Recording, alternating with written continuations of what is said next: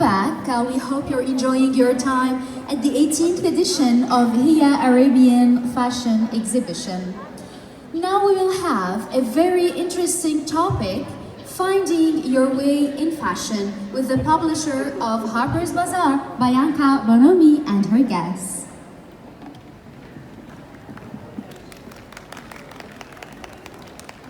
Thank you very much. I've got my Madonna headset on. I think the ladies have opted for the standard microphones. So, good afternoon and welcome to Finding Your Way in Fashion. This is a talk that is held in association with the Bedaya Center, a joint venture between QDB and Silotech, helping startups in their entrepreneurial journey through workshops, advisory sessions, and access to market opportunities. And we've got two fabulous panelists today, two great entrepreneurs, namely Rebate Abdullah, a multidisciplinary designer, and Fatima Al-Qaedi, the founder of ELO, which is a sustainable activewear label. So please put your hands together for our fabulous guests. Oh, the element of surprise.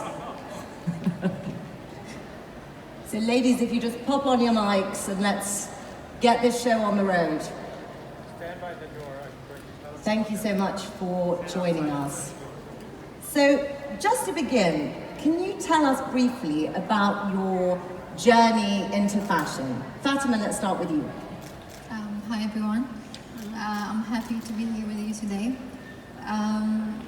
Actually, I started, when I grew up, I took some courses in VCU.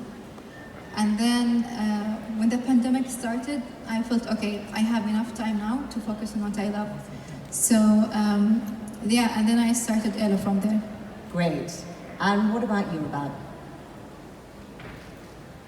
Assalamualaikum, everybody. My journey started as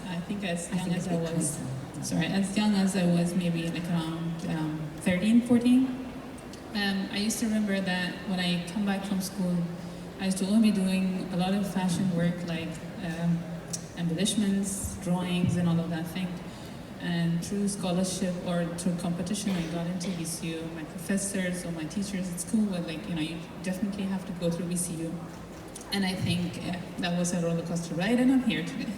Perfect. We're delighted that you're here with us. By the way, if there are any problems with volume, please just wave your arms. Don't be shy. Better to wave than to not know. So, focusing on your specific brands, can you tell us a bit more about the ethos behind them, Fatma? So, ELO basically it's an sustainable and ethical activewear brand. I made sure, like, if I want to do something, I don't want to harm the environment. I'm interested in sustainability in general as well. So I put this in my mind. So when I was designing ELO, like, the design is really simple, but activewear sometimes it could be challenging.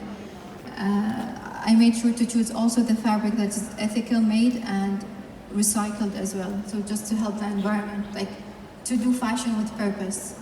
Fashion with a purpose. Yeah. I love that. Rebate, what about you? Tell us more about the ethos behind your brand. For me, I'm a multidisciplinary designer, so I have multiple paths. So basically now I'm doing two. The first one is the fashion brand, and mainly focuses on modest wear, which is mainly tops and trousers, coming from the need to create modest outfits. Somebody like me, somebody who's covered, and also having the difficulty at that time when I was starting, like, having to travel across the globe and not having what I want to wear. As a multidisciplinary designer, I practice different projects or themes and concepts that stem from my experiences that talk about the local community, the concerns here, like ADHD, health, and all of these things that, spark conversations within the local community and internationally. So when we talk to designers, we always ask them whether or not they design with a muse in mind, whether there's one particular woman or an idea of a woman that they have in mind when they're designing, and of course that plays into who their target audience is. So what about that element of the design process? You know, do you design with a muse in mind, Fatma? For the first collection, I just wanted to be elegant. Like I want to do sport, but dressing it nicely. So this is basically to be simple and elegant. But the target audience are all the ladies here in Qatar and maybe in future, hopefully, the GCC region.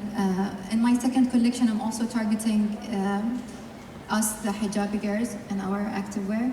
So yeah, opportunity here in Doha. Shout out to Badaya. So thank you so much. And they actually gave us the opportunity to be here with you today. So yeah, thank you, Badaya. And Rebate. Same for me. I just want to appreciate, I'm not sure if you know Reem Suwaidi, who was the first person who I contacted with from Bidaya long before the COVID and the time when I was looking around how to move forward my brand. So I take her positive energy with me and I really want to appreciate her today, alongside with Ahmed and Hanan, who has given me this opportunity to be here. So you mentioned the pandemic there. Obviously, we're hopefully coming out of this gloomy grey period, this lockdown period. But what lessons did you learn during the global pandemic, and has it shifted your focus in any way? Fatma, I know it's played an integral role in the building of your brand. Can you tell us more about that? Actually, my work, like where I work, it needs a lot of energy, and whenever we stop, we should stay at home. I still have this energy. I don't know what to do with it. So I think it was for me an opportunity to find out my passion. Not actually find out, but actually working on what I really like. So yeah, I got this opportunity to start Hello, and even during this period, I had a lot of changes in the brand itself until I was very confident to actually launch it last July. But now I can feel like there's some challenging, especially with the if I want to check the fabric, and because I need to check every fabric that I would use. So shipping it from different countries now, it might take time. Longer. Yeah. So this is actually the main challenge, and what could actually shift the whole lead plan, let's say, for the whole new collection. I think it's really interesting because most of us were sort of on the sofa watching Netflix, and you were planning this new brand, and during a time where it was a logistical nightmare in terms of manufacturers, in terms of warehouses, factories. The idea that you created something in this period, I think, is really inspirational for all of us, actually, that you've been able to put this together. Rebate, what about you? What lessons did you learn in lockdown? For me, it was more so to work with what you have, and it doesn't matter which part of your journey you are at. I had some resources that I had to do for my courses, so it was all confined within a room. All the photography, all the videography, all the shooting, everything. So I had to even come up in front of the camera, which I'm not usually comfortable with. So I was my own model, and I missed my model, so it was like, you need to be of something like self-service, Yeah. So help yourself. It's not like the whole world has been away from you, but there are things around you can still work with. So this is what I did. And I think that's an amazing and inspirational piece of advice. If you don't have things there that you would usually rely on, you can either say, well, I'm going to abandon ship with this, or I'm going to do it myself, and that's exactly what you've done. So great to hear these inspiring stories. Building on that, what advice would you offer to fledgling or emerging designers in terms of getting ahead in fashion? Rebate, let's start with you. Let's mix it up here. I would just say, just do you, do yourself, and do the best of yourself. At the same time, everybody of us have curiosity in us, so challenge it to the areas that is going to lead you to progress in whatever you're doing, because ultimately even a single progress that you see in yourself is success, and nobody might see that, but it is success. So keep going whatever you're doing. Fatma, what about you? I do have a huge respect for anyone who actually decided to open their business. or even needs a lot of work. It's not easy. Profession, because it's not easy. So how was it? How did you find your way, especially the country like Qatar? So when for you- those in the back, how easy was it for you to start a sustainable fashion business in Qatar?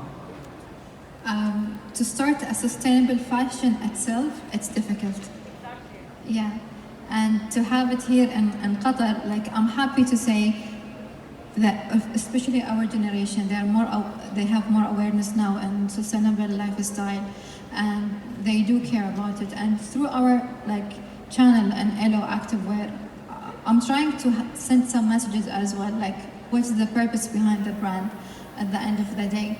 To just also to tap on the awareness type. It's not only selling activewear and that's it, but I want also to build the awareness. Now, also building, as I said, sustainable brand, it's not easy because we have some kind of limitation also in choosing the fabric. So I got a lot of samples and I don't like any one of it. I need to look for another supplier, a trusted supplier and a certified supplier.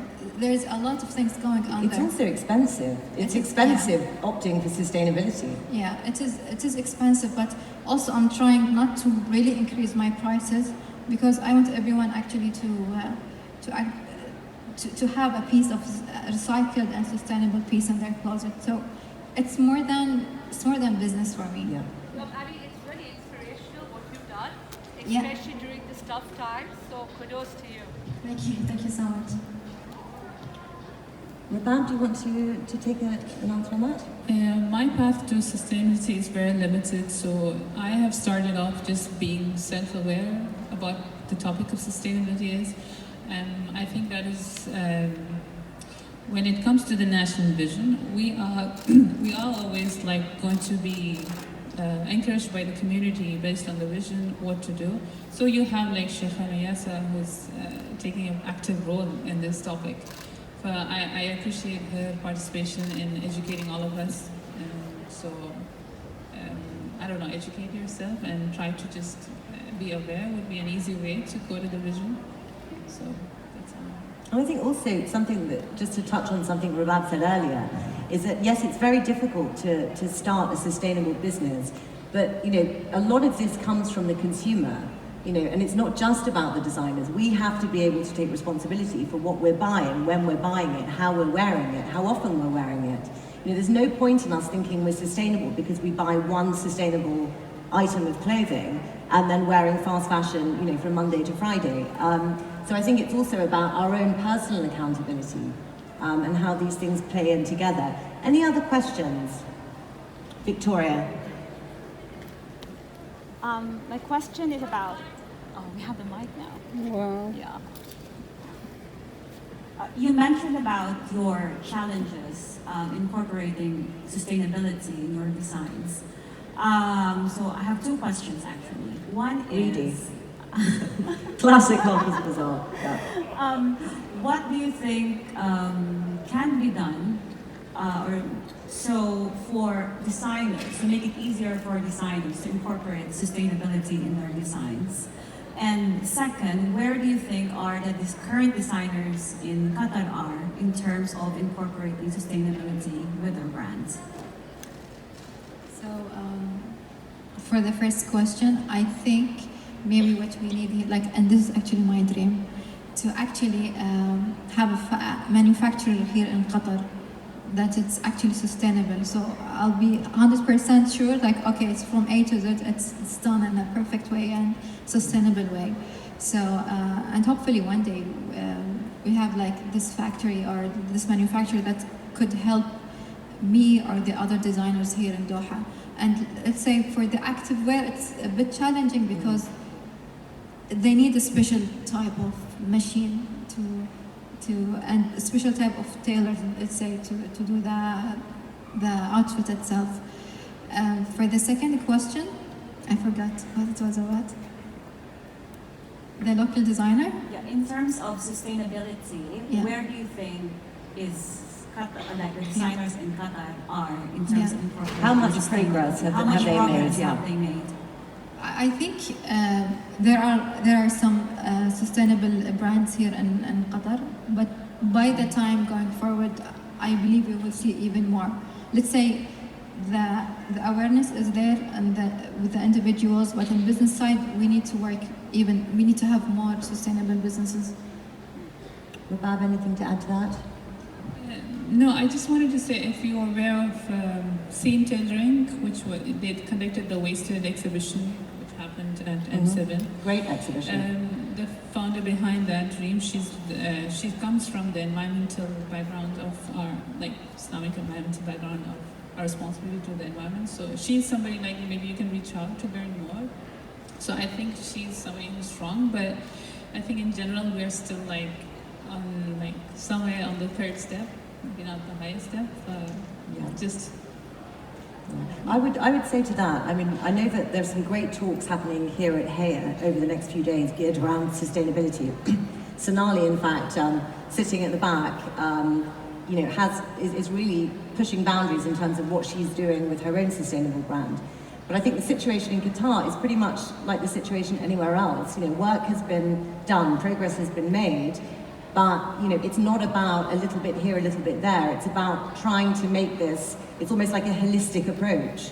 Every week we hear about big brands that have announced these sustainable measures, but you really need to check the fine print, because what are they doing behind closed doors?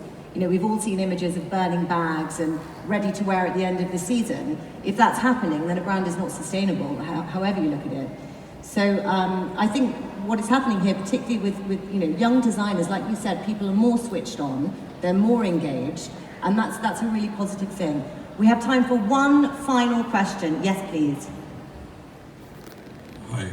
Hello. In such a competitive industry, and with everything that has happened within the past 2 years, with all the limitations, how do you manage to keep the creativity there, and how do you manage, because we all know that everything that happened has taken its toll on the designer, and us as creatives, we need our mind to be completely free for us to be able to get inspired and keep designing. So how do you do to keep yourself in the mood for creating, and how do you do that, because it's really important as well to stay creative in order to differentiate yourself from other brands and other designers. So a few tips would be really helpful. Rebate. Thank you for an interesting question.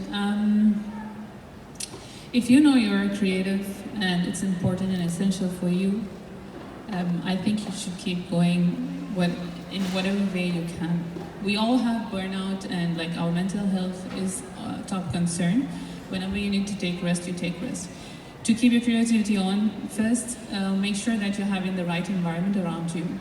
Second thing, you can find inspiration from nature, which is endless in its inspiration, first thing. Second thing, third thing, try to write your ideas whenever they come.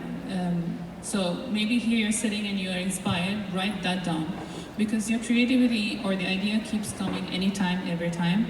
So if you don't record it, then it goes off. So just have your phone around you to write these ideas, because it might come out after 2 years. It might come out on the days you don't have any inspiration.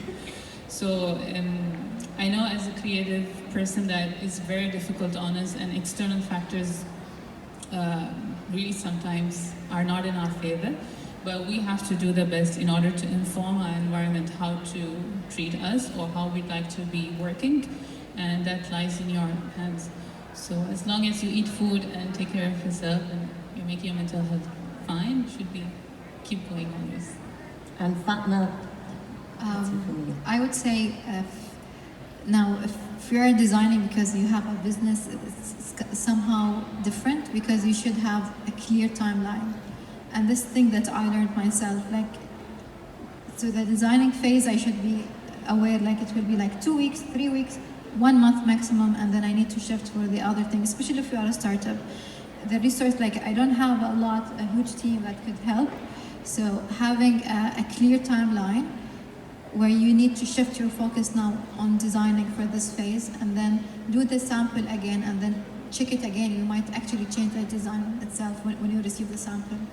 And it's like a circle until you can be happy about it. And always look to what others are doing as well. Look into the market itself. Nothing wrong with that. To take some inspiration designs. So yeah. Well, thank you to our fabulous panelists. I think it's been a great chat. Thank you so much to Heya, and of course thank you to Badaya for facilitating this lovely discussion.